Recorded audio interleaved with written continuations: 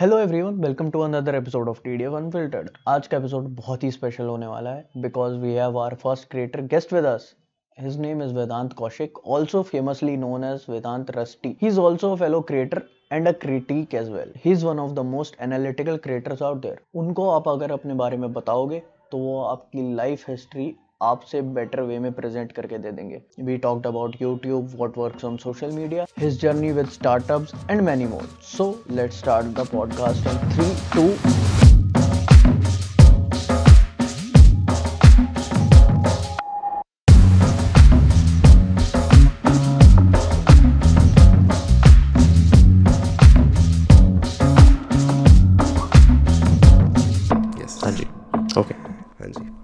So, Vedant, how's it going? How's it What's going up? माने यार ठंड हो रही है, अच्छी लगती है मेरे को ठंड. पर today I slept at 7 in the morning because I had an RT-PCR test जो मैंने मजे में सुबह 7:30 बजे वो 6:30-7 बजे का अपॉइंटमेंट बुक कर दिया कि मतलब tomorrow I am suppose to fly out somewhere. तो मैंने इसलिए कहा कि ठीक है अपॉइंटमेंट बुक कर देते हैं. And last night while I was working तो मेरे को टाइम का ध्यान ही नहीं रहा. अब काम करते करते 3 बज गए सुबह के. मैंने कहा अब मैं सोऊंगा और वो मुझे 6 बजे आके उठाएगा तो मजा नहीं आएगा नींद में. सो आई वॉच थोड़ा टीवी 3 घंटे 3.5 घंटे. फिर जब RT-PCR टेस्ट हुआ उसके बाद जाके मैं सोया हूँ. तो आई एम ऑल्सो थोड़ा सा टायर्ड बट बहुत टाइम बाद किया मैंने ऐसा पूरी रात जागना. तो फन Fun. और मैं बस उठने के बाद से तब से 2-3 कप कॉफी पी चुका हूँ ताकि थोड़ी आंखें खुले. So where are you going? I'm supposed to go to Goa Oh. because there is a friend of mine who's flying from Canada. उसके किसी रिश्तेदार की शादी है गोवा में. Oh. तो वो आ रहा है 2-3 साल बाद वापस. तो उसने बोला मैं गोवा पहुंच रहा हूँ सीधे, तू मेरे को सीधे वहीं मिल, बढ़िया फन करेंगे 2-3 दिन. So that is what I am suppose to do. But अभी पता नहीं वो उड़ के आया और उसको कोविड हो गया बिकॉज फ्लाइट्स में I know of at least 4 people जो यहाँ से कहीं गए हैं प्लेन में. प्लेन चढ़ने से पहले नेगेटिव था, उतर के पॉजिटिव हो गए. अच्छा. हाँ, यूके जा रहे थे कुछ लोग ऑस्ट्रेलिया जा रहे थे, कुछ लोग US जा रहे थे. तो उनके साथ हुआ है ये. तो मैं अब आई मीन आके बाद वो टेस्ट कराएगा तो पता चलेगा. बट अभी तक तो यही प्लान है. आई होप अचूट चलता रहे, सही प्लान हो because I haven't taken a flight in a year and a half. Oh. My last flight was when I was flying back from London and उसके बाद से प्लेन में नहीं बैठा हूँ. अच्छा. मुझे बताया गया है, देख जय वाज टेलिंग मी कि अब बहुत सारी चीजें बदल चुकी हैं. आपको वेब चेक इन करना होता है, आपको बोर्डिंग पास में पहले ही मिल जाता है. मुझे ऐसा लग रहा है कि मैं बहुत टाइम बाद फ्लाई कर रहा हूँ. मैं वेरी एक्साइटेड फॉर दैट. अच्छा, बस during the pandemic the whole traveling scene has changed, right? के यार I तो was never a traveling person anyway for that matter. Okay. मतलब I wasn't कि like मेरे को travel वो wanderlust है मेरे को कि चलो यहाँ घूम के आते हैं, पहाड़ों में घूमते हैं. If it happened, it happened. तो ऐसे मेरे को traveling का इतना कुछ शौक नहीं था. तो मेरे लिए तो कुछ नहीं बदला है. Okay. Like the last trip that I did was I think मैं और मेरे दोस्त गाड़ी लेके हम उधर जयपुर की तरफ चले गए थे. तो बस वो कर रहे थे हम. और आई थिंक लास्ट फेब मैं अपनी फैमिली के साथ मसूरी चला गया था. वैसे ही है, पास का ट्रैवल, दूर का नहीं. बट होपफुली इस साल वो ट्रैवल का जो मेरा जोश है थोड़ा सा भी है वो इस साल पूरा होगा. कोशिश तो है. I think you are one of the most analytical creator out there. Like if there was a show called Shark Tank Creators, then you'll be one of the sharks. Identifying all that. Definitely, no doubt in that. अभी Shark Tank से याद है, I'm working on a video on Shark Tank. It's supposed to be a very long as detailed video on Shark Tank. हाँ, मैं सोच रहा था, मतलब सबकी वीडियोस आ रही हैं. और रोहन जोशी ने पॉडकास्ट भी करा था उनके साथ. यार बड़ा बुरा लगा है मेरे को. मतलब वो अमन गुप्ता ने मेरे पॉडकास्ट उसका इनविटेशन का रिस्पांस भी नहीं दिया. बट मैं समझ सकता हूँ नहीं दिया. हाँ, मैंने स्टोरी देखी तो थी कि दिल्ली वालों को नहीं देखा था. रोहन जोशी की इज्जत थोड़ी ज्यादा है, सो आई अंडरस्टैंड दैट. बट कोई बात नहीं, अभी नहीं कभी तो आ ही जाएंगे. हार नहीं माननी चाहिए ऐसे. तो वो मतलब वो लोग सीधा उनको डायरेक्ट कांटेक्ट करते हैं या पीछे बैक एंड पे काम चलता है उनका network? Yeah, there are multiple ways to do that. You can email their team or you can just DM them on Instagram or Twitter. उनका ईमेल ढूंढ के तरीके बहुत सारे हैं, जहाँ से जवाब आ जाए वो बेस्ट. तो मैंने तो हमेशा ये किया है कि जहाँ आप अपनी तरफ से पूरी कोशिश करो, उसके बाद होना ना होना आपके हाथ में नहीं है. But it is in your control to try as much as you can. True. तो वो है. मैंने भी आपको इतने सारे मेल्स भेजे थे, वैसे सॉरी. नहीं यार, दिसंबर में when I remember I was told you कि I had some family health emergency तो उस चक्कर में. बट ये मैं करता हूँ, ये मेरी एक वो क्या कहते हैं वो guilty pleasure है. Whenever someone reaches out to me, मैं उनको 1 महीने के लिए टाल देता हूँ कि 1 महीने बाद करना. Because most people ऐसे फिल्टर आउट करने में आसानी हो जाती है कि who is actually interested, who just wants to do it for the sake of it. हाँ ट्रू। तो वो थोड़ा मतलब थोड़ा वो भी लगता है, ये थोड़ा नार्सिसिस्टिक भी लगता है मेरे को, but it's help me have filter out the people that do not just want to do it for the sake of it. पहले मैं इंस्टाग्राम पे करता हूँ कि मेल करो, फिर मेल पे कहता हूँ कि अभी टाइम नहीं है, 1 महीने बाद आना। जनरली कभी कभी होता भी नहीं है यार time to take out a couple of hours to sit and have a chat is थोड़ा सा टीडियस अब, and I think it's always been this way. तो हाँ, I remember you said the same thing in one of your podcast where you said कि हाँ आधी जो जनता होती है वो ईमेल पर ही सॉर्ट आउट हो जाती है, जिस तरीके से वो मेल लिखते हैं वही पता चल जाता है कि yeah 100%, the ability to write a good email, it's a very important skill, which surprising, I mean not surprisingly a lot of people lack. It's a communication skill. Yeah, most people never, मतलब हमारे देश में नहीं focus करते communication skills पे। yeah, and it's astonishing that many people don't have the communication skills to even communicate to different, like in a formal way. Most people don't know that. यार बताता कौन है हमें? किसने सिखाया ये तो सारी प्रॉब्लम है। तुम्हें किसने सिखाया कि ईमेल लिखो? मुझे तो याद है स्कूल में लेटर लिखना सिखाते थे। मुझे तो उसका फॉर्मेट याद रहता है, फॉर्मल लेटर दोनों लिखने याद है मेरे को। एंड मुझे ये भी याद है कि हर 2 साल में उसका फॉर्मेट भी चेंज होता था, कभी एड्रेस लेफ्ट में लिखना होता था, कभी राइट में लिखना होता था। तो मेरी ट्रेनिंग तो वहां से आई है कि ठीक है अगर आपको लिखना है तो ढंग से लिखो at least. But I don't think a lot of people go through that learning through out school. नहीं दिखाया जाता है, नहीं ध्यान दिया जाता है इस चीज पे। ट्रू। और लोगों को लगता भी है कि मतलब कि हाँ, यूट्यूबर्स में सबसे ज्यादा प्रॉब्लम यही है कि लोग ज्यादातर फैमिली करते हैं, तो लोगों को वो हो जाता है कि अरे ये तो बात कर ही लेगा, इसको डीएम में कर लो बात, मैसेज कर देगा, अरे कर ही देगा ये तो रिप्लाई, और फिर नहीं करते तो फिर कहते हैं कि ये बहुत बड़ा हो गया, रूड हो गया, बहुत ज्यादा ही इस पे सब्सक्राइबर्स आ गए। That is something that I've seen myself as well. मतलब when you're starting out, you have the time to reply to every message. You have the time. मतलब time क्या, इतने मैसेज आते ही नहीं है कि आपको ये सोचना पड़े कि इसका रिप्लाई करूँ या ना करूँ। एक मैसेज में आपको खुशी होती है। इतने मैसेज आते ही नहीं है कि आपको कोई मैसेज मिस हो। तो up till I hit 100,000 subscribers, I replied to every comment on my channel. Because comments आते थे उतने, वीडियो पे आते थे comments, आपके पास खाली टाइम है तो आप रिप्लाई कर देते थे। And I realized कि I need to stop this when I was spending 2 to 3 hours every day just replying to comments. I realized कि मैं ये नहीं कर सकता यार, मैं अपना जीवन नहीं जीऊँ क्या? तो फिर तब I stopped doing it. But you're right, it gets difficult. It's just a natural progression for anyone who's in the creative मुझे field. सबसे बढ़िया चीज यही लगती है कि मैंने देखा था कि कोई किसी का भी कमेंट आया तो नीचे रिप्लाई करो, 3-4 चीजें हैं, कीवर्ड्स हैं, बस वही कर दो, उससे बंदा खुश हो जाता है कि हाँ चलो बंदे ने रिप्लाई किया। हाँ वो तो भेज दो। हाँ वो तो मेरे मतलब वो तो बड़ा आसान होता है ना। My standard replies were AYYYY EE। वो इसको कंट्रोल A करके कंट्रोल C और एंटर मार दो तो हो जाता है फटाफट। कई बार तो ऐसा हुआ है, मैं अपने लेक्चर में बैठा हुआ था वहां पे, लेक्चर चल रहा है सामने, यहाँ पे मेरा आईपैड है एंड वो सेम मैकेनिकल मोशन हो जाता है कि ऐसे कमेंट स्क्रॉल करो, रिप्लाई का बटन दबाओ, कंट्रोल V करो और एंटर मार दो। तो वो it was fun, people seem to like it, I liked it as well, but beyond a point it became tedious, and it happens with everyone यार। तो I don't think there's anything right or wrong about it, it's just a path जो आपको चलना पड़ता है as a creator, I guess. अच्छा, Vedant, you've said a few times in some of your podcasts that you are a cultural curator. TED Talk में बता दिया मैंने वो। जो TEDx हुआ था उसमें उस टाइम पे था ये। So cultural curator, I mean I would still consider myself to be a cultural curator in the sense that my content has always been around that. Okay. So a lot of people have this gripe with my videos and what I make कि यार तुम अपना खुद क्यों नहीं कुछ करते हो? As in why do you not create original content? Okay. And I've never actually had to explain it to anyone, I think before this podcast कि what does being a cultural curator mean? A cultural curator essentially is going around to see what is happening in the space. And the space does not mean YouTube, Instagram. It means anything around pop culture. And from my perspective, the things that are interesting to me, I want to talk about them. So I'm essentially picking and choosing what I'm talking about, what I find interesting. Okay. And that is literally the job of a curator.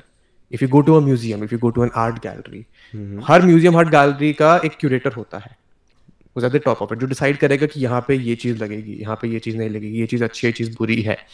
So from my perspective, that is the content that I'm creating, and I take it very seriously as a responsibility. कि what I'm choosing to talk about people are giving their time to listen to it. So I have to spend that time and take it seriously enough कि लोगों को उससे कुछ ना कुछ value मिले. So that is how I justify myself calling a cultural curator. उससे पहले बीच में एक pop intellectual भी रखा था. Pop intellectual cultural curator. मुझे लगा वो तो ज़्यादा ही boastful हो जाएगा अगर आप अपने आप को ही intellectual बोल रहे हो तो. तो वो फिर मैंने हटा दिया. हाँ, तो वो मतलब होता है, वो फेज भी था मेरा जब मैं मानता था कि हाँ ठीक है, मैं हूँ सबसे ज़्यादा होशियार आदमी दुनिया में और मेरे ज़्यादा पर्सपेक्टिव किसी के पास नहीं है, etcetera etcetera. But as you grow older, as you realise कि ठीक है, you need to do these things to get past them, that you realise कि ये सच नहीं था और this was a small part of your personality, not as big as you wanted it to be. So that phase I've essentially crossed अभी. और धीरे-धीरे humbleness आ जाती है automatically. यार सब में नहीं आती है, to be very honest. मेरे में भी नहीं है कुछ नहीं तो. There are certain things which I know I am very boastful about. There are certain things that I know for a fact I am better than other people. तो उसमें I'm trying कि थोड़ा और humility लेके आओ, थोड़ा वापस से empathy लेके आओ ताकि लोग उससे थोड़ा resonate कर पाएं. तो वो कोशिश जारी है. I think the key is वो कोशिश जारी रहनी चाहिए, वो रुकनी नहीं चाहिए. And then I think you'll be fine. So yeah, so you work for a lot of startups, right? And most people don't know that what exactly do you work? Like you manage their brand, right? So what exactly do you do? I'll take you through a quick history of how or what is it that I mean when I say I work with startups. So I specialize, or I consider myself to be a specialist in working with early stage startups. Okay. So when I was in the early stages of my college, I think I was in my second year, I happened to work with a bunch of people जिनको बहुत ही specific requirements होती थी कि यार हमारे को ना ये नहीं पता कि हम अपने इंस्टाग्राम पे क्या पोस्ट डालें और हमारा बिजनेस इस चीज़ का है बट हमारे को इंस्टाग्राम चलाना है. So that is one problem that only an early stage startup can have. जिसके पास चीजें करने को हजार है पर उनको चूज करना है. So throughout my college, I used to work with a bunch of them for a couple of months, 2 महीने इसके साथ, 3 महीने इसके साथ. When I was in my final semester, I started working with a digital marketing firm जिनका essentially काम ही ये था कि वो और startups के लिए content curate बनाते थे. जैसे for example एक brand है जो जूते बेचता है. उनको अपने Instagram पे पोस्ट करना है हर हफ्ते कुछ ना कुछ, हर महीने कुछ ना कुछ. तो my part of my job was कि एक दिन निकाल के इस ब्रांड के लिए पूरा कंटेंट बना दो महीने का. So that was one. Okay. And उस एक सवा महीने में I got to learn a lot. उसके बाद I work with a couple of startups from perspective of कि ठीक है तुम्हारी ब्रांडिंग, तुम्हारी लोगो ऐसे चेंज हो सकता है, ये हो सकता है, वो हो सकता है. Then I got a job in a startup. I started managing all round उनका content and marketing. Okay. And it was a big responsibility because I had no clue कि उन्होंने मेरे को हायर भी क्यों किया. Because I had, I mean from the perspective of the responsibility that was there. It was, I mean, incredible of my CEO then to entrust it to a 21-year-old at that point. For years, I took that responsibility. हमने content बनाया, हमने videos बनाए, हमने ads चलाए, हमने funding वगैरह भी उठाई. So I realized कि funding उठाने के बाद और funding उठाने से पहले is something that you call an early stage startup, which is still trying to find its footing. And during the 2.5 years, I worked with other startups as well as a consultant for their branding. A branding means complete branding. कि लोगो कैसा होना चाहिए, to email कैसे जाएगा, to हमारे customers हमारे brand के बारे में क्या perceive करेंगे. Okay. That I worked with a couple of startups in Mumbai जिनके पास already बहुत सारा पैसा था, but उनको figure out नहीं हो रहा था कि वो उस पैसे को use कहाँ करें. So all of that experience of 2.5 years working with multiple startups, it made me realize that I absolutely love working in places where there are limitations in terms of, let's say, a team, let's say, amount of money, and people who want to do big things. Because मेरा expertise वहीं पे lie करता है. एक बार आपके पास पैसा आ गया, team बन गई, तो मुझे नहीं पता क्या करोगे आप. Because I have never done that. But that experience of working with these startups has given me certain set of specialization in helping them or guiding them कि आप जब तक उस stage पे नहीं पहुंच पाते, उससे पहले आपको क्या करना चाहिए, क्या नहीं करना चाहिए. So that is what I mean when I say I like working with startups and I work with early stage startups. Not all of them have been successful. A lot of them failed. But that is the point of early stage startups कि आपको नहीं पता कि आप successful होगे नहीं होगे. But it is incredibly fun to be there. कि आपको बहुत सारी प्रॉब्लम्स होती हैं जो सॉल्व करने को मिलती हैं. And it is essentially a function of what not to do. And I've realized to find out कि आपको क्या नहीं करना चाहिए is much more difficult than deciding कि आपको क्या करना चाहिए. So that is what I mean when I say I work with startups, and it's a great fun thing. यार, I can see myself doing it for my entire life. But अब थोड़ा tedious हो जाता है in the sense that I cannot take on more than, let's say, 1 or 2 startups at a time. Like right now, I am working with 2. दो हैं, एक के साथ बात चल रही है कि एक का प्रोजेक्ट खत्म हो जाएगा तो I might on board them, but right now at least for the next couple of months till March I got 2 people that I am working with.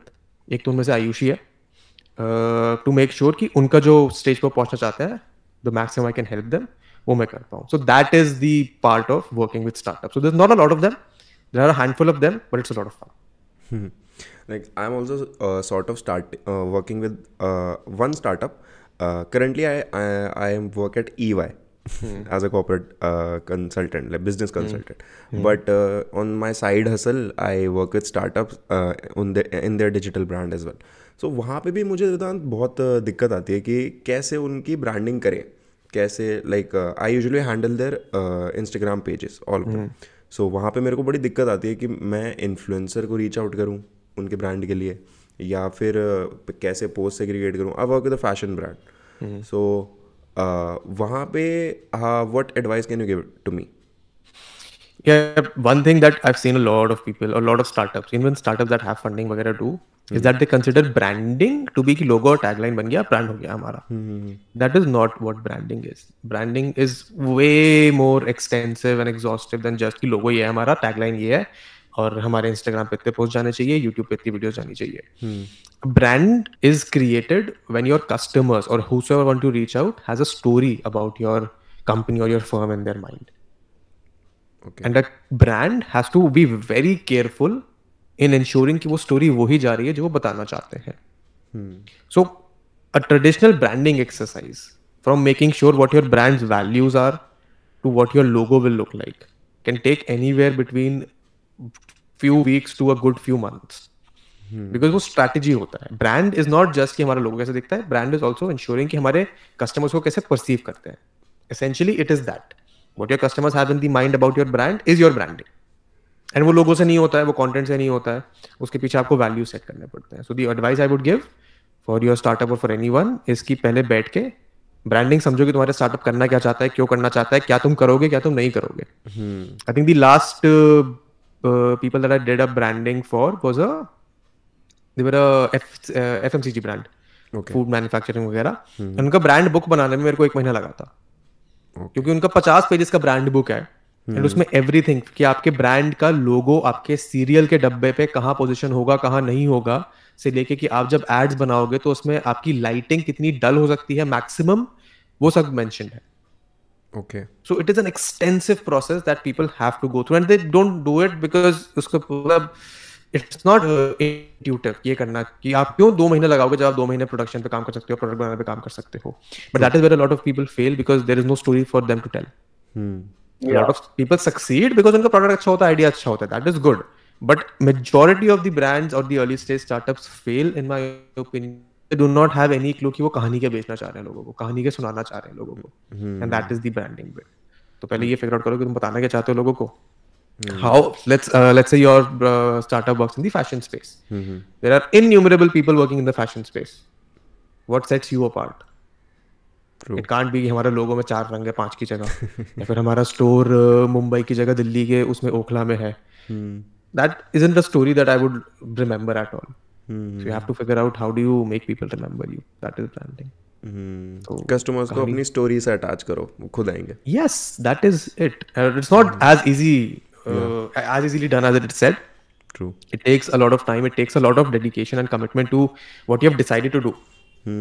It's really difficult. And तभी काफी कम लोग इस पे succeed कर पाते हैं.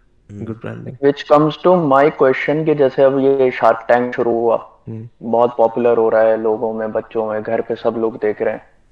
तो अब जब लोग देख रहे हैं तो अब इस पे वो भी शुरू हो जाएगा लोगों का कि अब हम भी स्टार्टअप शुरू करेंगे, हम ये करेंगे, वो करेंगे. तो मुझे ये चीज में दिक्कत है कि जैसे TVF और AIB ने ये सब शुरू किया था वीडियोस का, तो फिर सब लोग ने फनी वीडियोस बनानी शुरू कर दी. सबके एक टाइम आता है. तो अब स्टार्टअप शुरू होंगे तो उसमें क्या दिक्कत आ जाएगी वहां पे? यार I don't think as such कुछ दिक्कत आएगी. It's just a function of कि जितने ज्यादा लोग आएंगे उतने ज्यादा आइडियाज की पॉसिबिलिटी है, उतने ज्यादा पॉसिबिलिटी है कि आपका काम चल जाए. Because the more darts you throw the more chances you have कि आपका कुछ स्टिक कर जाएगा. आई एम नॉट सेइंग कि गारंटीड सक्सेस मिलेगा, वो तो कहीं भी नहीं मिलता. But trial because and error है बेसिकली। ट्रायल एंड एरर है, आपके आइडियाज कितने अच्छे हैं कितने नहीं है। यार इंडिया के बारे में सबसे बढ़िया बात ये है कि इंडिया में लोग इतने हैं हाँ कि आपको इतना सोचना ही नहीं पड़ेगा। अगर आप कुछ भी थोड़ा सा भी ऐसा कर रहे हो उसके लिए ऑडिट मिल जाएगा। And that goes for anything, for your startup, for creating content, for running a business, for finding a job. There are things you just have to again iterate enough to figure out कि आपको क्या नहीं करना है। इसलिए shark tank India ज्यादा अच्छा है अमेरिका से। यार मैंने देखा ही नहीं और कोई सा शार्क टैंक। मैंने जितना शार्क टैंक का एक्सपीरियंस है वो मेरा यूट्यूब पे किसी की क्लिप्स आ रही होंगी या फिर इंस्टाग्राम ट्विटर पे देख लिया होगा। जब से मैंने शार्क टैंक काफी अच्छा लगा, जब से मैंने ये वाला देखना शुरू किया, जब मेरे यूट्यूब पे सजेशंस में सिर्फ यूएस का आने लगा। अब तो खत्म होने वाला है फर्स्ट सीजन इनका। मैं वेट कर रहा था कि इनका फर्स्ट सीजन खत्म होगा तब जाके मैं थोड़ी डिटेल्ड वीडियो बनाऊंगा। अब वो बनाई जाएगी वीडियो। आई थिंक इस हफ्ते लास्ट हफ्ता होगा इनका, दिस और नेक्स्ट वन। वैसे वेदांत, जो आपने पॉपुलेशन वाली बात करी, ये चीज़ हमको this thing sets us apart as well, क्योंकि जैसे हमारे क्रिएटर्स बोलते हैं कि जैसे हमारा CPM बहुत कम है कंपेयर्स टू US, बट अगर हम देखा जाए तो हमारे पास ऑडियंस इतनी है तो दैट सॉर्ट ऑफ उसको वो कर देती है। सो हाँ, that's true, that is one aspect of it. And the fact is कि यार इंडिया में इट्स प्योरली इकोनॉमिक्स। हाँ, इंडिया में लोग इतने सारे हैं, हमारे पास परचेजिंग पावर अच्छी नहीं है। हाँ, as a function of us being a developing country, we do not have a purchasing power. True. So उस purchasing power का function ये होता है कि जब लोगों के पास पैसा खर्चने को नहीं है तो एडवर्टाइजर्स उतने पैसे खर्च नहीं करेंगे एड चलाने पे कस्टमर एक्विजिशन के लिए। यूएस में let's say there is a brand who is selling trimmers for men, they know कि अगर वो न्यूयॉर्क बेस्ड ऑडियंस पे एड चलाएंगे तो उनके पास पैसा इतना खर्चने को, जब वो $1500 हफ्ते 2 महीने का रेंट दे रहे हैं तो they have enough money to buy $20-25 का ट्रिमर। तो वहां पे ऑब्वियसली एड्स की कॉस्ट ज्यादा होगी। ट्रू। यहाँ पे relatively that is the reason कि लोग इतने सारे हैं एंड परचेसिंग पावर कम है, तो यहाँ पे CPM कम होता है। बट दैट आल्सो मींस कि आपके पास ऑडियंस बनाने का स्कोप ज्यादा है। दैट आल्सो मींस कि if you are not earning from YouTube ads, you have the potential to earn with good brands. तो इट्स मतलब कुछ चीजें कहीं अच्छी हैं, कुछ चीजें कहीं बुरी हैं। अभी नेटफ्लिक्स का आर्टिकल भी आया था, उसके ओनर ने बोला था कि मैं बहुत इरिटेटेड हो गया हूँ इंडिया के ऑडियंस से, क्योंकि यहाँ आर्टिकल नेटफ्लिक्स का, अच्छा नेटफ्लिक्स इंडिया का, कि यहाँ पे इतना सक्सेस नहीं हो पा रहा जितना कंपेयर और अदर कंट्रीज से हो रहा है। तो तभी तो $200 का प्लान दिया हुआ उन्होंने, लोग मोबाइल पे देखने हाँ, प्राइस नीचे कमेंट्स में भी यही था कि अदर OTT प्लेटफॉर्म्स ने इतना सही कर रखा है तो इनको भी करना चाहिए। यार तो देखो, अब वो नेटफ्लिक्स का ब्रांड है, नेटफ्लिक्स दुनिया भर में प्राइसेस बढ़ा रहा है और उनको यहाँ पे कम करने पड़ गए बिकॉज उनको रियलाइज हुआ कि जो दुनिया भर में कर सकते हैं इंडिया में नहीं कर सकते। True. You know, there's this story of Doritos as well. When Doritos was launched in India, they set a price of 100 rupees per packet, and nobody was buying it. Like I remember, मैं $10 का uncle chips के ऊपर $100 का डोरिटो क्यों खरीदूंगा? Exactly. क्या दे रहा है मेरे को डोरिटो ऐसा जो मेरे को ग्रीन वाला अंकल चिप्स नहीं दे सकता? सही बात। Exactly. Now Doritos के भी अपने प्राइस $10 करने पड़े। अब आप जाओ $10 मिल जाता है। करना ही पड़ेगा यार। हमारा देश और चाइना में सिमिलरिटी यही है कि हम अपने आप में एक दुनिया अलग है। तो आप यहाँ पे अलग गेम्स खेल सकते हो जो आप बाकी कहीं पे नहीं खेल सकते। Let's talk about your TED experience. TED experience तो बहुत टाइम हो गया यार। हाँ, TED Talk experience. So how was it, and did you ever think that you'll be, मतलब कभी पास्ट में ऐसा सोचा था that you'll be giving a TED Talk one day? यार सोचा तो था, in the sense कि कभी देंगे। I think I've seen a lot of creators. I've been working with creators since 2017. So most of the creators that you see आज on the top, I've had association with them in some capacity because of my startup, because we were into influencer marketing, so we had some associations वहाँ पे। तो I've seen them कि उनका कितना बढ़िया चलता है, TEDx देने में कितना मजा आता है, उनको भी बड़ा अच्छा लगता है। And ऐसे में हल्का ऐसे कोई पर्टी नहीं था कि TEDx देना है, but if the opportunity came along ever, I would have been like ठीक है करते हैं। It was fun. I did not prepare anything. मैं सुबह वहाँ पहुँच के me and Jay were there. हम सुबह पहुँच के वहाँ मेरे को पता चला कि अच्छा प्रेजेंटेशन ही बनाना होता है, बना सकते हो, like there's an option. सुबह वहाँ बैठ के हमने अपना प्रेजेंटेशन बनाया, very impromptu speech about things that were true in my life back then, about what I had learned up till then. So it was fun. It was fun to share, and it was more fun because it was not virtual. It was a lot of fun because वहाँ पे I love speaking on the stage.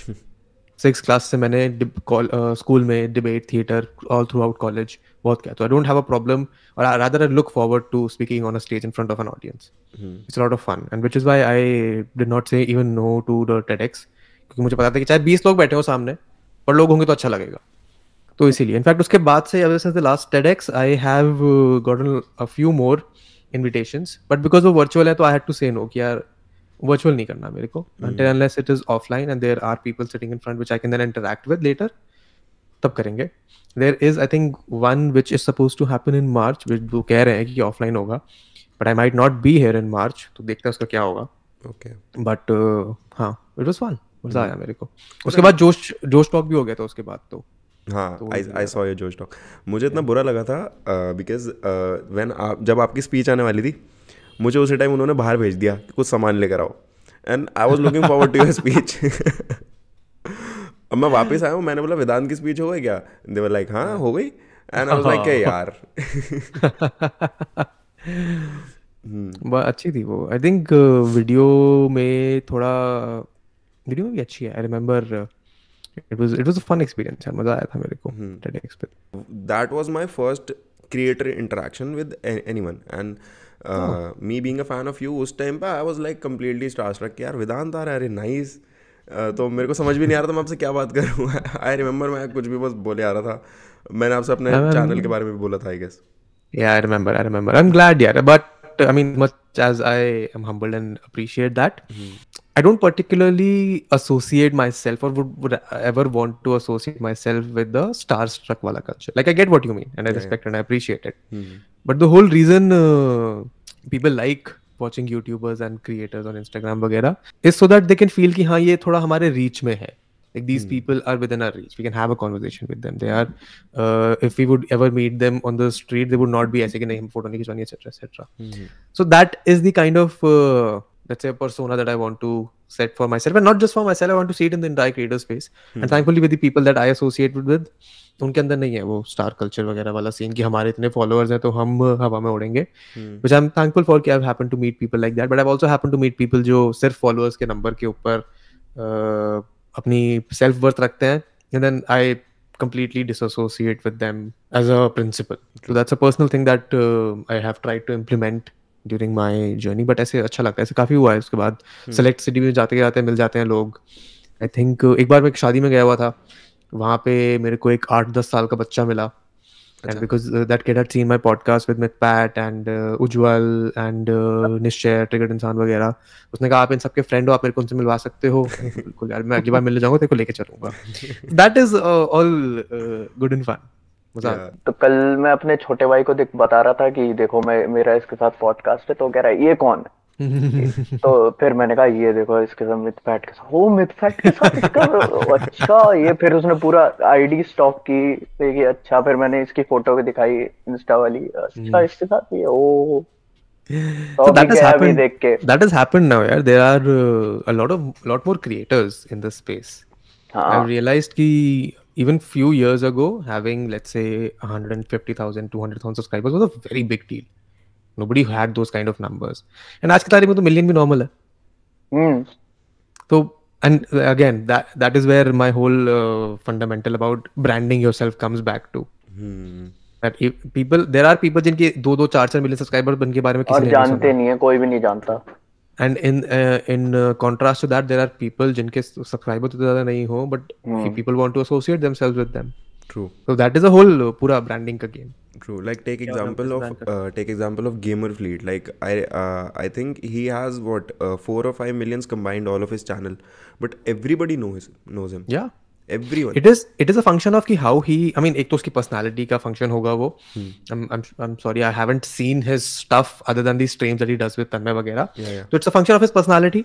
It's a function of the people he has associated himself with. True. And it's a function of कि उसकी personality. I mean I think it's a mix of both. It's a personality, it's the interaction that you have with the people that you associate with and your audience. तो वही होता है यार. Numbers beyond a point become irrelevant because again इतने लोग हैं कि लोग numbers वाले तो मिलेंगे ही आपको. So how do you set yourself apart within the people that have these kind of numbers? You have a good brand, a good story to tell. You have a good personality to make people relate to. A lot of people show their personality on the internet through their vlogs. And you don't upload many vlogs, right? Yeah, I have tried vlogging. But मेरी life इतनी boring है कि मैं क्या vlog करूँ उसको. The most interesting thing I do all day is get up, sit in my balcony, have coffee. I swear मैं 2 दिन से अपने इसे फ्लोर से नीचे नहीं उतरा हूँ. Because है boring life मेरी. And I think I remember making a video around this as well. That people who start vlogging, they do it with a very pure heart. कि हम अपनी लाइफ लोगों के साथ शेयर करेंगे, it's fun as well. But there comes a point where you realise कि okay my life maybe is not that interesting that people will tune in every day, and then you start pushing your boundaries. And there comes a point where you're not living your life and vlogging it, you're essentially living your life to make a good vlog. True. And वहाँ पे फिर आप जी नहीं रहे हो, वहाँ पे तो आप एक परफॉर्मेंस दे रहे हो. True. And that performance का pressure compounds over your head and your back इतना ज़्यादा कि at beyond a point either you do outlandish things or you just stop. तो इसीलिए मेरे को vlogging से इतना कुछ I don't watch vlogs, I don't make vlogs, but अगर मुझे लगता है कि ठीक है ये चीज़ थोड़ी फन हो सकती है तो हम vlog बना लेते हैं कभी-कभी. ये चीज़ हमारे साथ हुई थी. Like initially we start our channel as a vlog channel only because we were a very big fan of Irfan Junejo. Like अभी भी हैं इरफान भाई. इवन आई एम यार वन ऑफ क्या I think all time top 3 conversation मेरे podcast के इरफान भाई सबसे ऊपर. हाँ, तो उस टाइम पे हमने नया चैनल स्टार्ट किया था एंड हमारा प्लान था गोवा जाने का. तो हम लोग गोवा इसी पर्सपेक्टिव के साथ गए to make a good vlog कि भाई कंटेंट अच्छा निकल जाएगा. हमने ये नहीं सोचा कि हम एंजॉय करेंगे वहाँ पे. हाँ, and to this day we regret doing like मतलब व्लॉग को हमने एक वो दिया प्रायोरिटी. तुम ब्लॉग को अच्छा बनाने के लिए अपनी लाइफ को उसके अराउंड कैटर करोगे तो ये तो होगा ही. हाँ, लाइक आई नो मैं भी गोवा जाने वाला हूँ. आई एम 110% श्योर कि वहाँ जाके व्लॉग नहीं करने वाला हूँ. हो सकता है कि मैं बीच पे बैठा हूँ और मैं सनसेट का फोटो भी ना खींचूं. तो वही है, वो चीजें हो जाती हैं. You have it's a process that you go through. I mean you should not be going through this, but anyone who starts vlogging उसको करना पड़ेगा ये. मैंने तो प्रॉपर चैनल खोला था यार एक vlogging and gaming के लिए. उसमें vlogs भी डालूंगा, games भी डालूंगा. कितने आई थिंक कितने 7 या 5 चैनल्स हैं.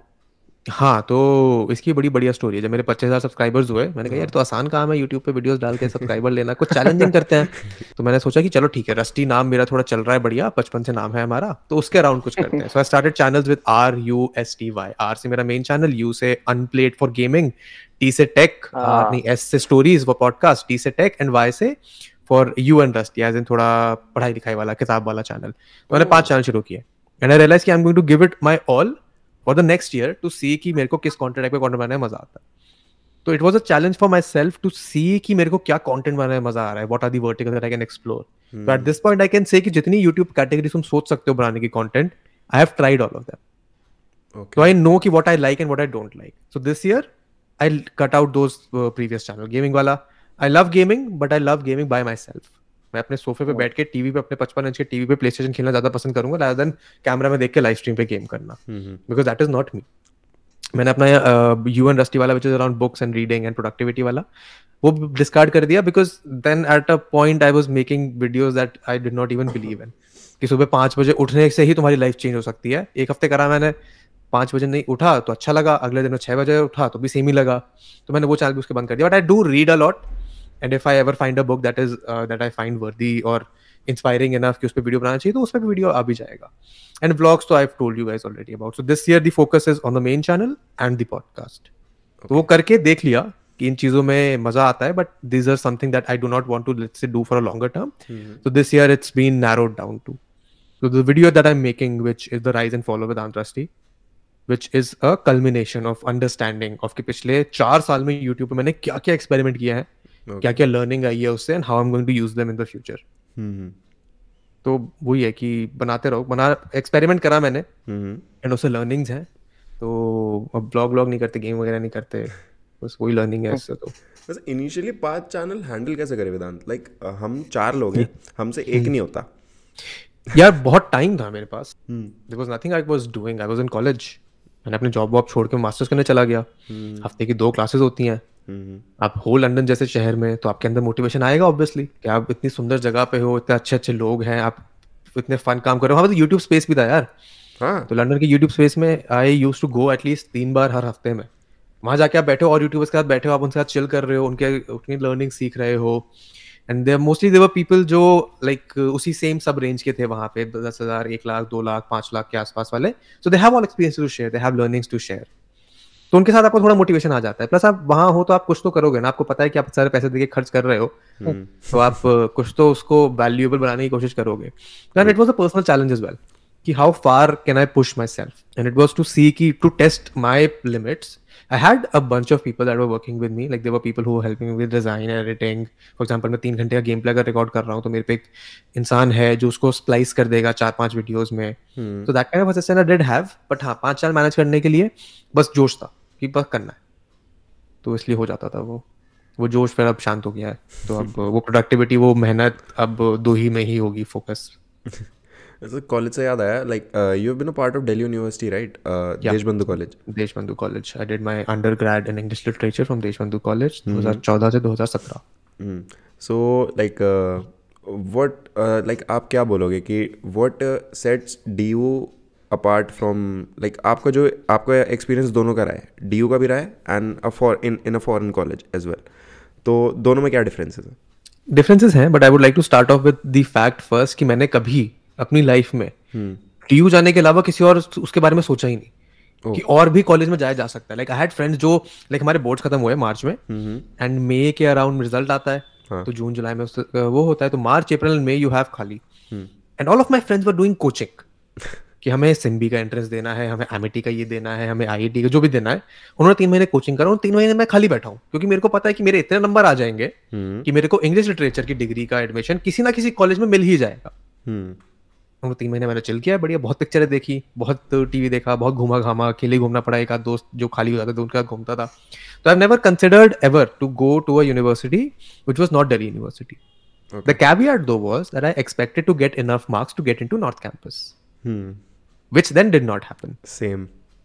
Then I had the option to go to a college which did not give me a course of my choice, or go to a college which gave me a course of my choice. तो north जाओ but course पसंद का नहीं है, या फिर south जाओ but course पसंद का है. At that point I thought और मेड अ कॉन्शियस डिसीजन कि मेरे को लिटरेचर से प्यार है, लिटरेचर तो मैं पढ़ूंगा. देन आई डिसाइडेड ठीक है, साउथ कैंपस देशबंधु कॉलेज सबसे बढ़िया कॉलेज. पहले दिन एडमिशन जाके ले लिया वहाँ पे. उसके बाद मेरे ख्याल से और 2-3 कॉलेजेस क्लियर हो गए थे, बट उसमें कभी जाके मैंने एडमिशन लेने की कोशिश नहीं करी, बिकॉज आई वाज लाइक कि ठीक है यहीं रहते हैं. घर भर भी देख लिया था तो वो थोड़ा हो गया था कि अब तो सब सेटल हो गया, तो अब क्या मेहनत करनी है. सो 3 years of DU, great experience. Debate किया, थिएटर किया, बहुत चिल किया, बहुत आराम किया, बिकॉज कोर्स पसंद का था तो पढ़ने में मजा आ रहा था. नॉर्थ कैंपस घूमा बहुत क्योंकि दोस्त वहां पे थे काफी सारे, वहां पे कॉम्पिटिशन्स थे. साउथ सब घूमा. So DU experience was a lot of fun, and I don't think there is any other university in the country which gives you that kind of experience, that kind of exposure, that kind of interpersonal growth that you can have in Delhi University, because the university का जो culture है that is so good compared to anything else. True. I think maybe JNU or a Jamia can have a comparative, but because वो same circuit में आ जाते हैं कभी-कभी, तो you interact with those people. Like I know Jamia और JNU गया हूँ मैं कई बार debate बोलने. तो that culture helps you grow like no other college in the country.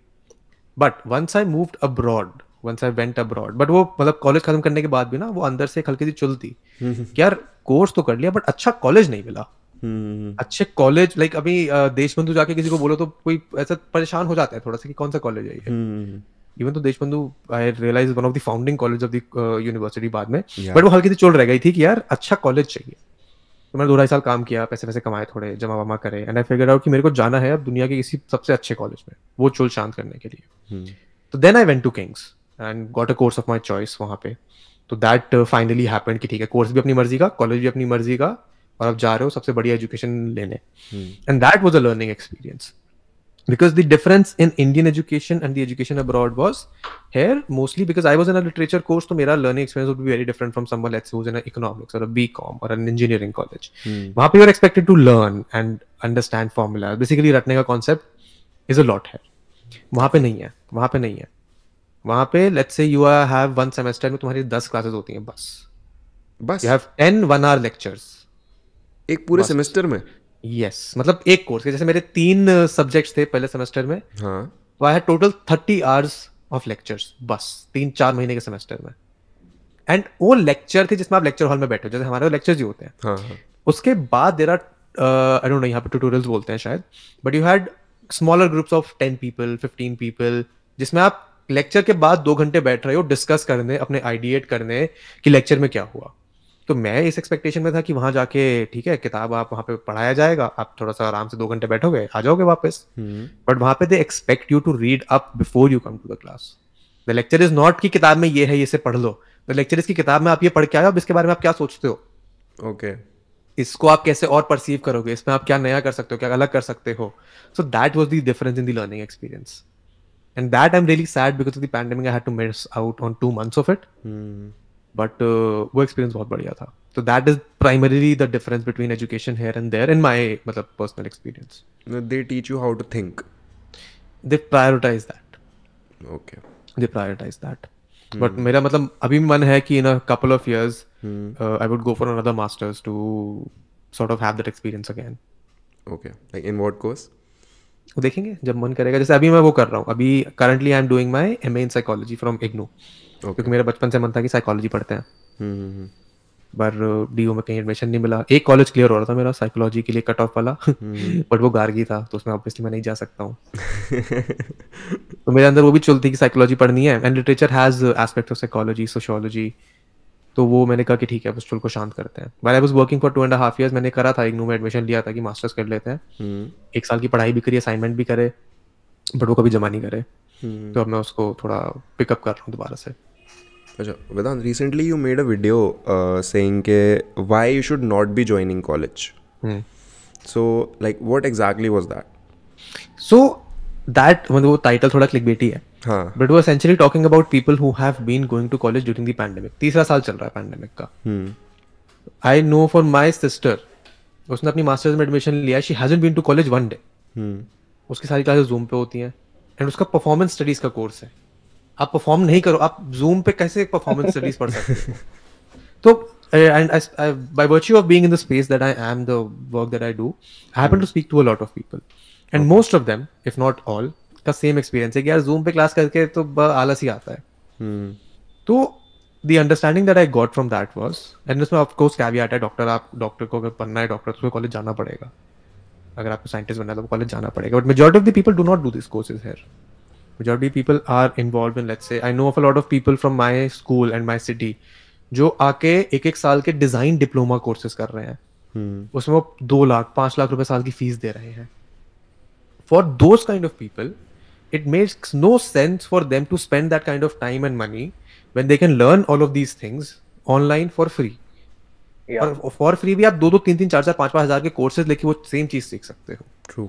So that was the discussion that I was trying to have there. कि rather than spending this time of money and binding yourself कि मेरे को इस college से diploma मिलेगा 1 साल बाद जिसमें मैं गूगल एड्स चलाना सीख रहा हूँ, you are much better off doing that by learning from Google जो literally free में आपको वो सर्टिफिकेशन दे रहा है. True. तो that was the discussion that I was trying to incite or have कि इतने 3 साल आपको कॉलेज नहीं जाना है, घर ही बैठे हो आप, कॉलेज की डिग्री की पढ़ाई से टेंशन लेके थोड़ा अपना खुद का कुछ अपस्किलिंग कर लो. बट हमारे यहाँ कल्चर वो है ना कि आपने स्कूल छोड़ने के बाद कॉलेज नहीं किया एकदम इमीडिएटली, तो आप तो मतलब फेलियर हो. लोग जज करेंगे. आपके रिलेटिव्स भी आपको ऐसे बोलते हैं कि अगर आपने 21 साल की उम्र तक अंडरग्रेड और 23 साल की उम्र तक अपनी मास्टर्स नहीं करी है तो आप तो मतलब वो नकारा. And thankfully my parents never thought of this way. मैंने भी कॉलेज मतलब मैं कॉलेज नहीं गया और अभी मैं आई थिंक 22 हूँ, तो मेरा एक्सपीरियंस बिल्कुल ही अलग. ये कॉलेज जाता है तो मैंने कॉलेज लाइफ बिल्कुल नहीं देखी. प्री कोविड तो बिल्कुल ही अलग सीन था, उसमें आपको नेटवर्क एक्सपोजर सब मिल जाता था. तो मेरा भी opinion that was another argument कि कॉलेज आप क्यों जाते हो, ताकि आप लोगों से मिल पाओ, अपना नेटवर्क बढ़ा पाओ, अपना ही बढ़ा पाओ. वो तो आप कर ही नहीं सकते ऑनलाइन, बिकॉज 2 घंटे की जूम क्लास में आपको किसी से बात करने का मौका नहीं मिल रहा. टीचर पढ़ा रहा है, आप एक दूसरे की शक्लें देख रहे हो. क्या फायदा? व्हाट्सएप ग्रुप्स पे कितनी बात होती है? नहीं होती यार व्हाट्सएप ग्रुप कुछ नहीं होती. अगर आप सामने इंसान को नहीं मिले हो तो आप उसको व्हाट्सएप पे मैसेज नहीं कर सकते ढंग से उस सेम लेवल पे. हाँ. तो वो डिस्कशन था मेरा कि आपको कॉलेज क्यों नहीं जाना चाहिए. आई एम नॉट सेइंग कि कॉलेज डिग्री नहीं होनी चाहिए आपके पास. आप 5 लाख रुपए की वो सेम डिग्री की पढ़ाई आप इग्नू से 5,000 रुपए की डिग्री भी कर सकते हो. Same degree for anyone who studying BCom. मैं साइकोलॉजी कर रहा हूँ, मेरी साल की 20,000 रुपए फीस जाएगी 2 साल की, जिसमें पूरा एमए साइकोलॉजी अपने खुद के उससे पढ़ सकता हूँ क्योंकि मेरे को इंटरेस्ट है पढ़ने. But if I were in the place which a lot of people are, जो भी स्कूल लेट्स से किसी का 2020 में स्कूल खत्म हुआ है, I would rather have been कि ठीक है इग्नू से अपनी डिग्री कर लेते हैं 3 साल की, I can do it at my own pace, and मैं साथ में अपना आपको अपस्किल कर सकता हूँ. Which is something that I did when I was in college as well, because I was studying literature, जो मेरे को पता है. I mean, because I was in ISC, तो मेरे 9th, 10th, 11th, 12th में जो मैंने पढ़ा था, that made for around 40% of my entire 3 साल का कोर्स. Okay. तो imagine 40% की पढ़ाई मैं पहले कर चुका हूँ कॉलेज आने से पहले. तो मेरे को 60% पढ़ना है 3 साल में, तो मेरे बहुत टाइम था खाली. Okay. You were in ISC. ICSE 10th अच्छा तक अच्छा, ICSE होता है, ICSE, 11 ओके 12 में उसको ISC कर देते हैं। Okay okay. तो बहुत खाली टाइम था, तभी तो मैंने सीखा यार ये वीडियो एडिटिंग, डिजाइनिंग वगैरह वगैरह, क्योंकि टाइम इतना था, करोगे क्या। सेम। हाँ, पता है मैंने वीडियो एडिटिंग कैसे सीखी थी? लाइक हमारे दोस्तों में ये हुआ था कि एक बंदे का मीम बनाना है। तो उस टाइम पे वो मीम बहुत चल रहा था, शूटिंग स्टार मीम, जो जंप करते हैं वो Oh, उसके yeah, स्पेस yeah, में yeah, भागता रहता yeah, है। yeah, so the first video that I edited was a meme of my friend. yeah. In that way I realise कि यार ये तो बहुत एक्साइटिंग चीज़ है, यू कैन डू एनीथिंग। मैंने आई थिंक डिजाइनिंग ऐसे सीखा था सबसे पहले। मेरे को अपने डेप्सॉक के किसी इवेंट के लिए पोस्टर्स बनाने थे। उसमें कुछ मार्वल का क्राइसिस कमेटी कर रहे थे हम। मैंने कहा ये तो बड़ा इंटरेस्टिंग है, इसका पोस्टर बना के देखते हैं। फिर तब मैंने पहली बार इलस्ट्रेटर चलाया था। It was lot of fun. वही अपॉर्चुनिटी है ना, आप घर बैठे हो, आप पे टाइम इतना है।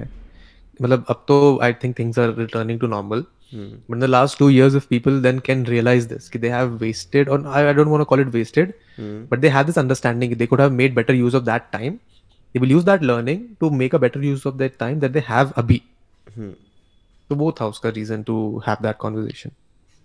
वेदांत, what do you think? Like many companies prefer, like पहले क्या होता था कि अगर आपके पास एक सेट डिग्री नहीं है तो कंपनीज आपको देखती भी नहीं थी। तो व्हाट डू यू थिंक अब क्या सीन है? Like, I think it's very different now, and that is the reason that whole argument that I was trying to make is there.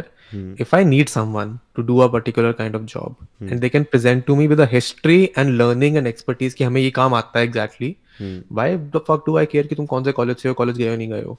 अगर मुझे पता है कि मेरे को ये पॉडकास्ट जो मैंने आज रिकॉर्ड किया है, जिसमें 100-150 GB की फुटेज है, 4 कैमरा एंगल्स हैं, 50 ऑडियो फाइल्स हैं, जिनको आपको अच्छे से एडिट करना है, लेवल करना है और प्रोड्यूस करके मेरे को देना है, आई डोंट केयर कि तुम IIT गए हो या फिर तुम 12 साल के बच्चे हो। अगर तुम वो काम मेरे लिए कर सकते हो, then I will hire you. या totally, that's simple as that. But again इसका बहुत लिमिटेशन है। It's not applicable for everyone. It is limited for a particular kind of skill set. It is limited for a particular kind of job.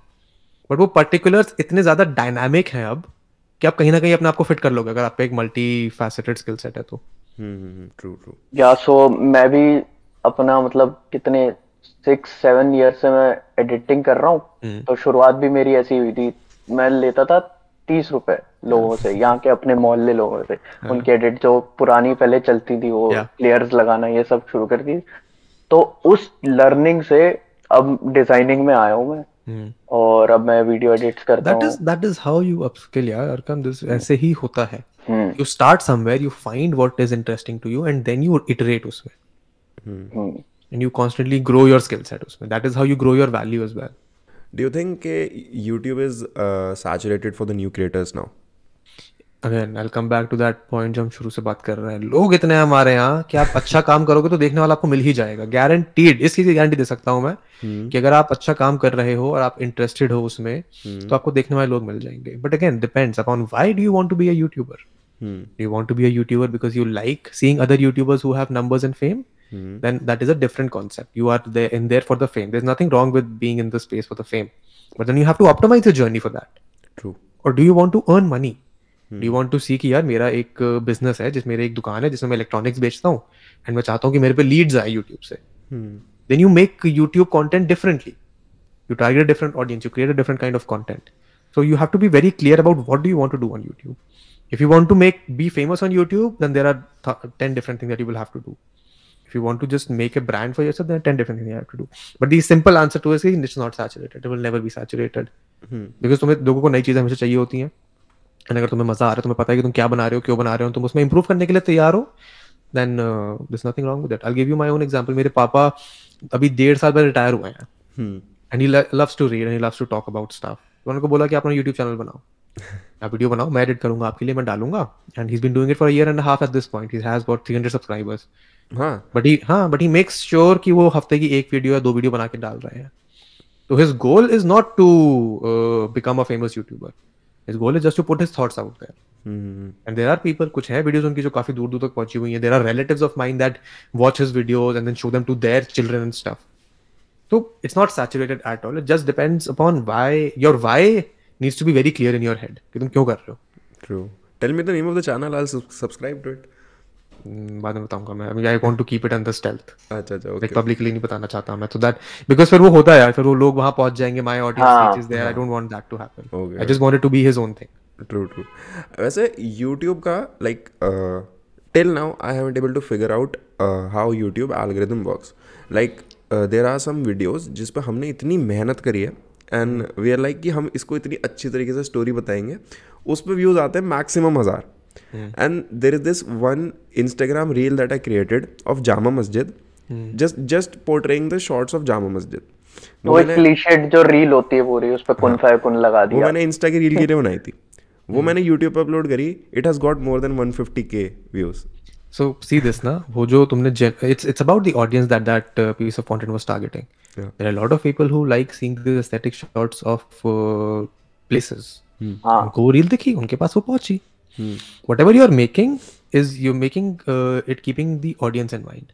Let's say you're editing a video and you're saying कि मेरे को बड़ी अच्छी लगी. There's no guarantee कि सामने वाले को अच्छी लगेगी नहीं लगेगी. True.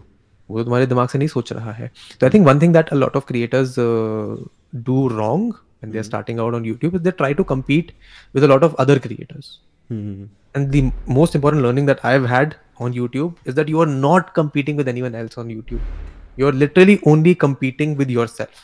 Your only competition is the previous videos you have made. तभी तुम्हें YouTube दिखाता है कि तुम्हारी वीडियो टॉप 10 में से कहाँ परफॉर्म कर रही है. हाँ. ये नहीं दिखाता कि तुम्हारे साथ के 5 क्रिएटर जिन्होंने तुम्हें सब्सक्राइब कर रखा है उनके कंपैरिजन में कहाँ परफॉर्म कर रही है. हाँ. YouTube शोज यू कि तुम्हारे व्यूअर्स क्या क्या वीडियोस देख रहे हैं और या फिर कौन कौन से चैनल्स वो देख रहे हैं, सो that you can get an idea कि उनकी ऑडियंस क्या है, वो क्या पसंद कर रहे हैं.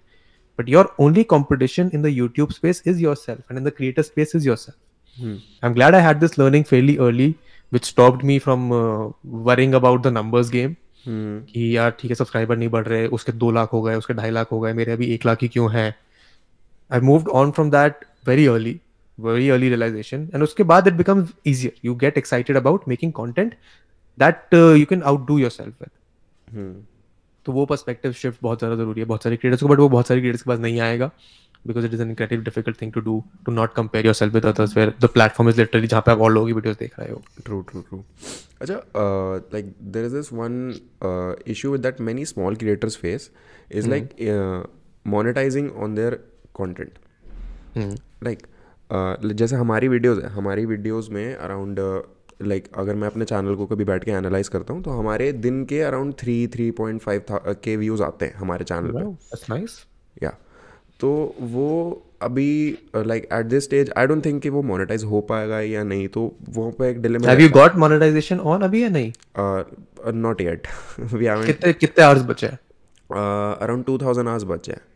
That's fine. Actually the thing what happened is कि हमने अपना चैनल स्टार्ट किया था in 2019. तो वही जो हर I got it. वो 4000 होने से पहले साल पूरा हो गया तो वो कम होते गए. हाँ. I'll tell you what. The goal should not be to earn money from your content. You have a skill set. You are already earning money from, let's say you're earning money from your job side, and you're earning money from the other skills, your freelancing वगैरह. तो तुम जहाँ अपना content को अपनी income stream से separate कर दोगे, मैं तुम्हारा कंटेंट ऑटोमेटिकली तुम्हारे को इंस्पिरेशन देता रहेगा कि चलो ठीक है अच्छा बनाते हैं. But once you start making content for money कि ठीक है इसको बनाऊंगा तो इस पे इतने एड व्यूज आएंगे इतना पैसा आएगा, तो वो कंटेंट की डायरेक्शन बिल्कुल अलग हो जाती है. That happened with me over the last year. साल के शुरू के 6 महीने में मैंने इतने वीडियो सिर्फ इसलिए बनाए क्योंकि मुझे पता था कि इसमें 15 सेकंड का 1 मिनट का स्पॉन्सर डाल सकता हूँ, मेरे पे स्पॉन्सरशिप है. तो वो वीडियोस की क्वालिटी अच्छी नहीं है. Those videos are made with a different intent. तो वो मैंने चेंज करना शुरू किया gradually over the last few months. And now I feel much better. मेरे को पता है कि मेरा रेवेन्यू सोर्स कुछ और है. I'm not making this for the money. I'm making for this to make sure कि मेरा नाम बाहर बढ़ जा रहा है. लोग जानते हैं कि ये इंसान ऐसा काम करता है, इस क्वालिटी का काम करता है. तो once you start looking at that perspective, monetization का प्रॉब्लम सॉल्व हो जाएगा.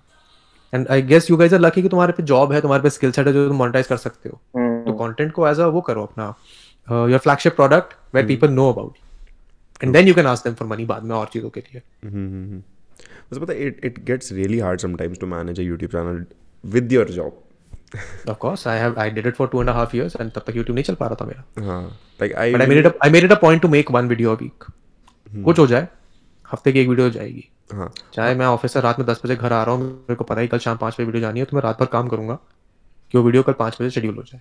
हाँ, हमने भी ये चीज़ डिसाइड कर लिया that during a weekend we'll record a podcast and we'll upload it, चाहे कुछ भी हो जाए. परफेक्ट. ब्लॉग्स वगैरह बनते रहे. ऐसे ही करना पड़ता है यार, ऐसे ही करना पड़ता है. That is how you build that consistency in your routine. That is how you set yourself apart from the other people. Because people are not consistent. People are lazy. At the slightest inconvenience, वो अपना छोड़ देंगे, आराम के लिए prefer करेंगे लोग.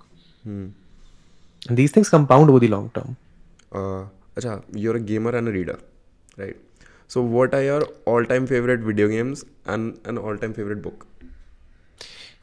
Yeah, I don't particularly like this question whenever I'm asked this, because that would mean कि something that I've read is so much more better than any other thing I have read, or a game is so much more better than any other game that I've played. And it's very interesting how things that we say are our favorites are not essentially favorites because those things are great. They're essentially favorite or top on our list because the circling that game or reading that book was so ideal. इतना कर गई क्यों पर है. For example, San Andreas मैं आगे खेल सकता हूँ, but game is my favorite is because मेरा नया कंप्यूटर आया था पहली बार और उस पे मैंने पहला गेम वो खेला था, तो वो एक्सपीरियंस कोई और चीज मैच ही नहीं कर सकती कभी. तो वो गेम उसलिए मेरा फेवरेट है. बट अगर मेरे को पता है कि मैं कौन सा गेम आज की तारीख में लंबा खेल पाऊंगा, तो मुझे पता है कि मैं फीफा चला के 4 घंटे भी खेल सकता हूँ. So that is very subjective. Same goes for books. If I were to talk about my reading experience, there would be nothing that would ever be able to top. जब मैंने 9th क्लास में अपना Nokia 5300 पे pirated किताबें download करके रजाई के अंदर घुस के और 3 इंच भी नहीं 1 सवा इंच की स्क्रीन पे हैरी पॉटर की सारी किताबें पढ़ पा ली. There is no other book that would be able or that experience वो कोई और टॉप नहीं कर पाएगा. So it's a function of nostalgia. It's a function of the experiences of circumstances of your life. तो मैंने सवाल को टाल दिया तेरे basically. हाँ, sort of. Because मैं ऐसे कुछ choose नहीं कर सकता. मैं choose नहीं कर सकता. There's no way I can pick something. हाँ, अच्छा, which is my absolute favorite. Game कौन सा बोला था आपने? मेरा नेटवर्क थोड़ा वो हो गया था. San Andreas was the first game that I downloaded. मुझे याद है यार, मैं I think 8th क्लास में था एंड मेरा एक और दोस्त उसके पास DVD हुआ करती थी San Andreas की. उसने छुपके से लाके स्कूल में, मतलब उस टाइम हम नहीं ले जा सकते थे, DVD वगैरह पकड़ी जाती थी, तो उसको मैंने अपनी बुक दी बुक के अंदर कंप्यूटर की बुक के अंदर उसने छुपा के मेरे को रख के दी फर्स्ट पीरियड में. सुबह मैंने पूरे दिन बुक में बैग में ऐसे छुपा के रखा था कि कोई चेक ना कर ले गलती से भी. तो again that experience, no other game will ever be able to match that experience. True. अच्छा, मेरे कंप्यूटर में उस टाइम पे San Andreas चल नहीं पाता था and I really wanted to play San Andreas. तो आई रिमेंबर मैंने पापा से फोर्स करके ये बोला था कि पापा मेरे को कंप्यूटर में स्कूल में वो सिखा रहे हैं, पावर पॉइंट वगैरह फ्लैश वगैरह सिखा रहे हैं, तो उसके लिए कंप्यूटर अच्छा करना पड़ेगा, प्लीज़ करवा दो. मेरे साथ ये नहीं हुआ था. I think I only became a gamer once I got my PlayStation. That was in the first year of my job after I got my first salary. तो पहली सैलरी, मतलब first year of my second job, जो final job, जिसमें salary अच्छी थी इतना कि आप सेकंड हैंड प्ले स्टेशन एक खरीद लो. वो सैलरी आई, मैंने अकाउंट से पैसे निकाले, मैंने खोला OLX. मतलब OLX खोला, देखा कि प्ले स्टेशन बिक रहा है नहीं बिक रहा. एक आदमी मेरा जो यहीं पे पास में था, उसके घर गया मैं, बड़ा शेडी से इलाके में घर था उसका. मुझे लगा अब तो मेरे पैसे गए, पर फिर उसने प्ले स्टेशन दिया और फिर वो लेके आया मैं. तो उसके बाद से आई स्टार्टेड गेमिंग थोड़ा judiciously as a casual leisure activity. उससे पहले तो कंप्यूटर पे like I can not sit in front of the computer ऐसे माउस पे गेम खेलना. अब लाइक आई हैव इसमें मैक्स पेन है मेरे इस वाले कंप्यूटर में, बट मैं बहुत कम खेलता हूँ बिकॉज काउच पे like I call my self a console gamer now. ज़्यादा आराम है. I have always been a PC gamer and recently I played this game called Red Dead Redemption 2. Oh, bye. Yeah. And beautiful game. इतना सुंदर game मैंने अपनी जिंदगी में नहीं देखा आज तक. हाँ, तो मैं तो अभी भी खेल रहा हूँ उसको प्ले स्टेशन पे. लाइक आई रिमेंबर कि अभी मैं और अरकम हम गए थे एक ट्रिप पे, वेकेशन पे, which I told you, Kedarkantha. And the mountains that we saw in Kedarkantha, मेरे को RDR2 के माउंटेन्स बेटर लग रहे थे, रियल लाइफ माउंटेन्स. हम दोनों एक दूसरे को कह रहे थे कि ये 4K एनहांस हुआ हुआ है, इस पे ये सब हुआ हुआ है, ग्राफिक्स अल्ट्रा हुए पड़े. ब्यूटीफुल गेम यार. मैंने अपना जब ये PC बनवाया था, इस इंटेंशन से बनवाया था कि मैं बढ़िया गेम्स खेलूंगा, उनको स्ट्रीम करा करूंगा. But these kind of games are very personal experiences that you have. मतलब these are personal experiences that are shared across everyone who has played that game. But वो experience आपके खुद के भी होते हैं ज़्यादा. तो इसीलिए I don't personally stream games. इसीलिए भी है सेटअप पूरा है, इधर रखा है बड़ा डब्बा, वेबकैम है, लाइट भी लगी हुई है, माइक भी है, बैठ के खेल भी सकता हूँ मैं.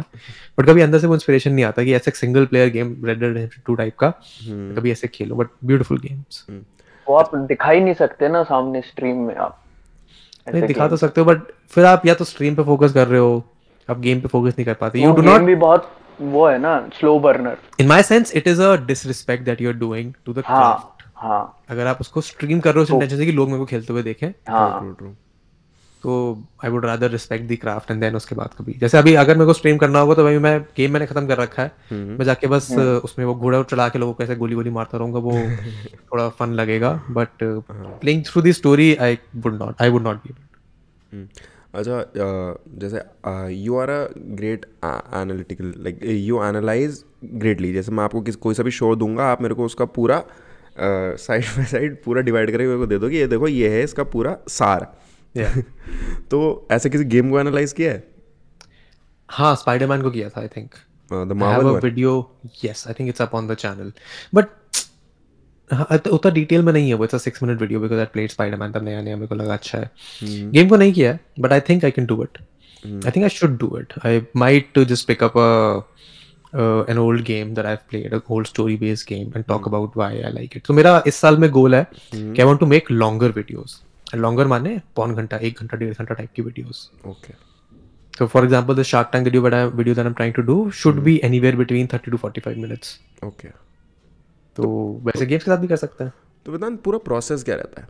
Like when you start and analyse something like a show. So it starts one with elimination. As in, I do not want to talk about this thing. So my initial YouTube journey was about movies and TV shows. Where every new movie, every new TV show would come out, I would watch it from a perspective of a critic and talk about it. And it gave me a lot of subscribers, a lot of views, a lot of credibility. But it became boring to a point where I would watch a movie just so I could review it and not because I wanted to watch that movie. So I stopped doing that. And I make it a point that I will only talk about things that really impact me. Okay. Or that are really interesting, that I find really interesting. So I started doing that. And for that, there is no process for that matter. This is, like मैंने Shark Tank देखा, मैंने सारे episode देखे हुए हैं. I have an internal structure about what I want to talk. It will just be listing it down in bullet points and then sitting in front of the camera and talking about it.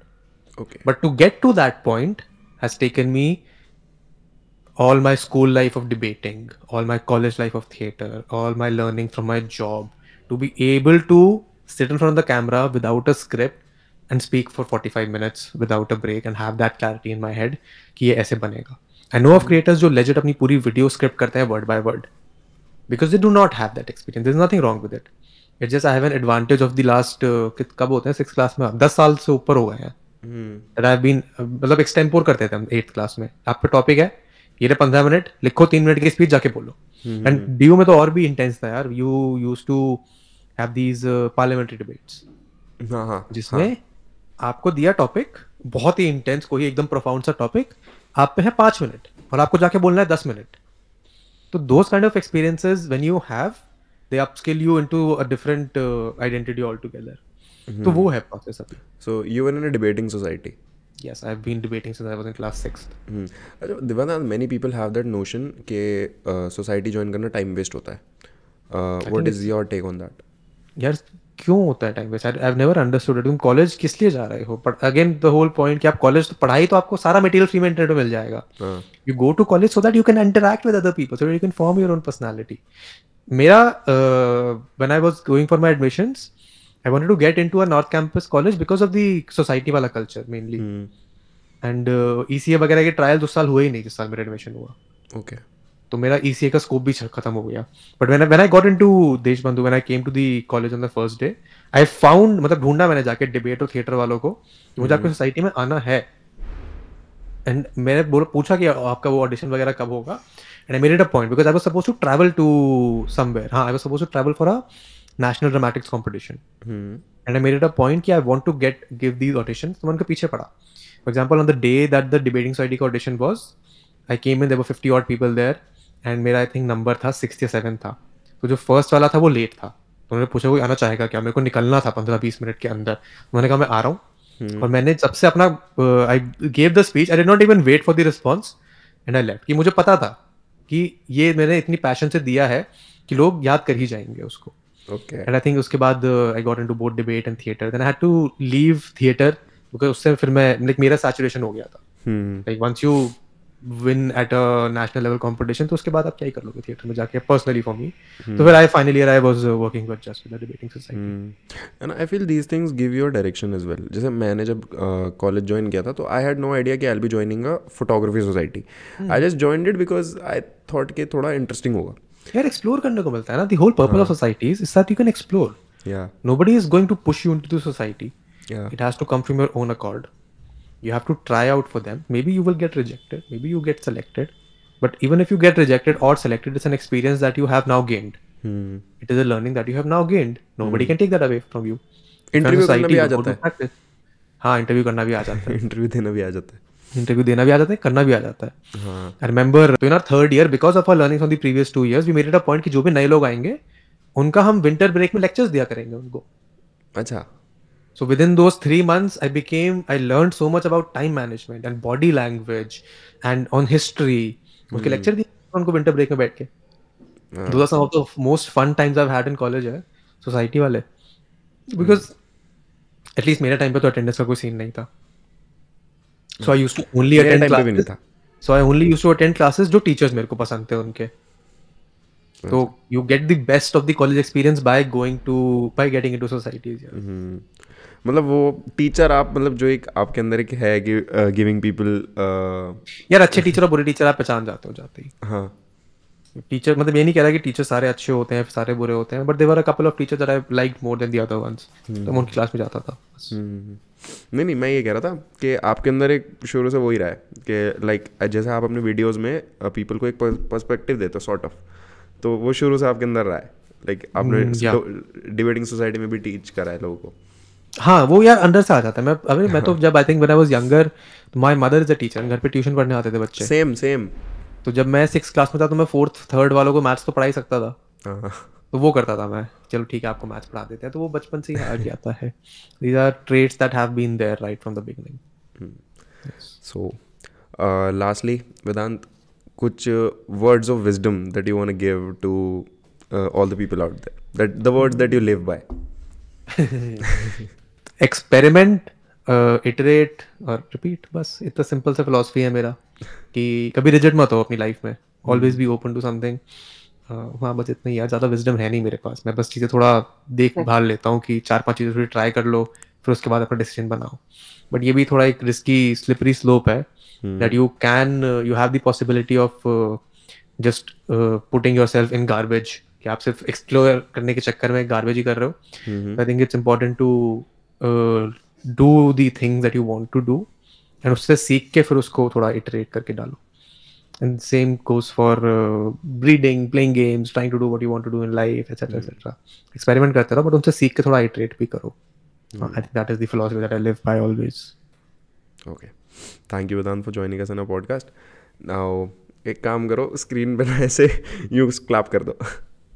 This is हमारा सीटी है. ये हमारा वो है ending. अच्छा screen पे clap करो. हाँ ऐसे कैमरे पे 3 का साथ में करेंगे. 3 2 1